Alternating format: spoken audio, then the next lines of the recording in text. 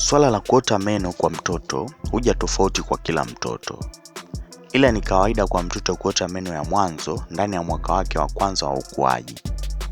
Kuna baadhi ya watoto wanazaliwa na meno, wengine huota meno ya kwanza kabla ya kutimiza miezi minne, na wengine huchelewa kuota mpaka baada ya miezi 12.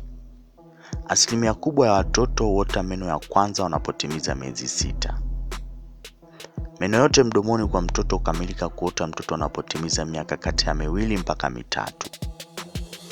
Kuna baadhi ya watoto meno huota bila kuambatana na maumivu au hali yoyote inayomsumbua mtoto.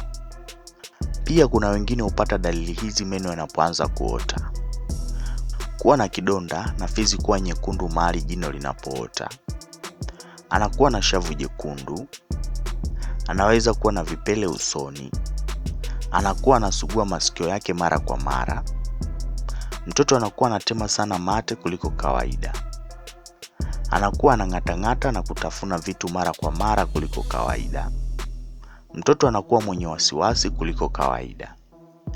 Pia mtoto anaweza kuwa hapati usingizi vizuri. Pia kuna baadhi ya watu wanaamini kuwa kuota meno mtoto kunaweza kumsababishia mtoto kuharisha, ila hakuna tafiti za kisayansi zilizothibitisha kama kuna uhusiano wa kuharisha na meno kuota. Kama mtoto unamuona anateseka na meno, wataalamu wanashauri kufanya mambo yafuatayo ili kumpunguzia maumivu. Kwa sababu kila mtoto ana upekee wake, unashauriwa kujaribu njia tofauti na kuangalia ipi inamfaa mwanao. Kutumia bangili ya meno.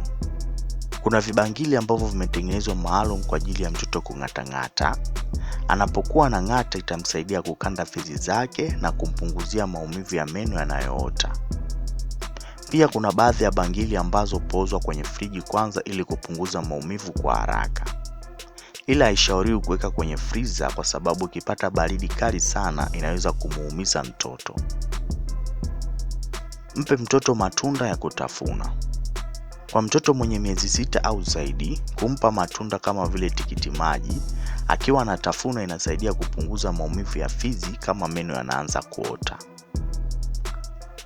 Kumfurahisha au kucheza na mwanao pia inasaidia kumpunguzia maumivu ya fizi. Pia inashauriwa kumsugua mtoto fizi kwa kidole kisafi kumpunguzia maumivu. Mwisho, kama mbinu hizi zitashindikana, inashauriwa kutumia dawa za kutuliza maumivu kwa mtoto kwa kufuata maelekezo utakayopewa na mtaalamu wa dawa.